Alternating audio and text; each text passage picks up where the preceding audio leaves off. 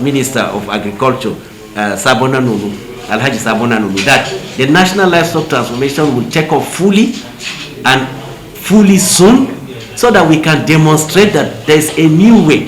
Why should our people be killing themselves over businesses when we know how globally we can enhance such businesses? So the pastoralists and the crop farmers, the genuine ones, I think we have found a solution in the National Livestock Transformation Plan. It has to be implemented. General security, particularly those that have to do with criminality, banditry, kidnapping, I don't think that National Livestock Transformation Plan is the answer to it, because there's sheer criminality in that aspect. But I'm sure that the security agencies are working on that. But this conflict between farmers and herders over competition, based on competition over land resources or resources of land and water, can be resolved.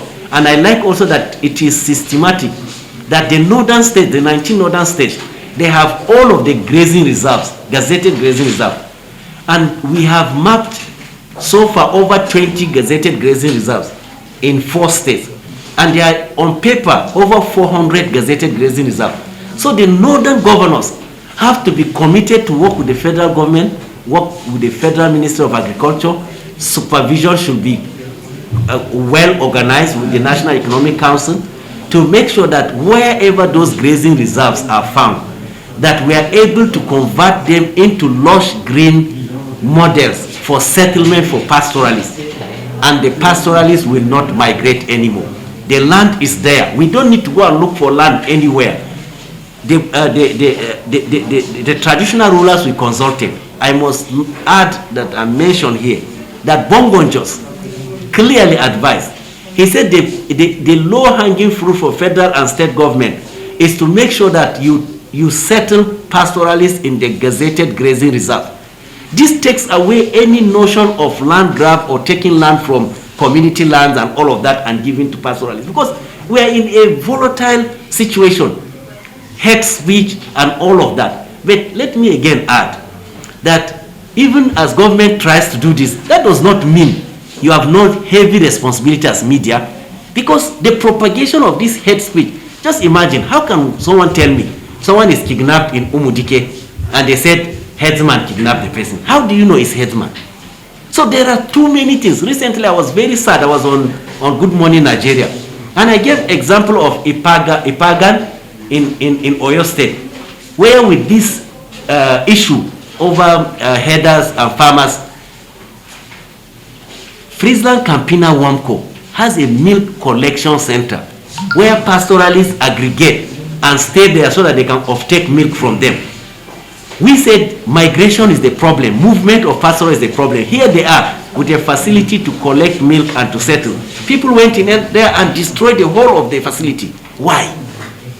So if we are ever going to achieve this, first and foremost, Nigerians have to follow the science that is clear in the National Livestock Transformation Plan.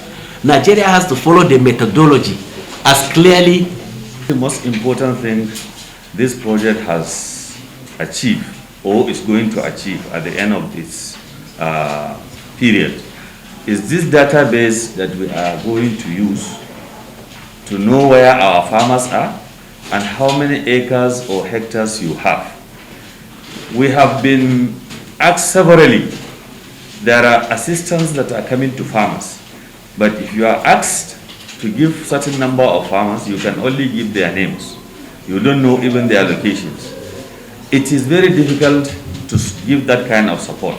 But now, with this database that has been created, I am sure even if a particular organization want to support maybe 100 farmers in a particular state or in a particular zone, it will be easy for us to say 1, 2, 3, 4, all of them are ready for your assistance.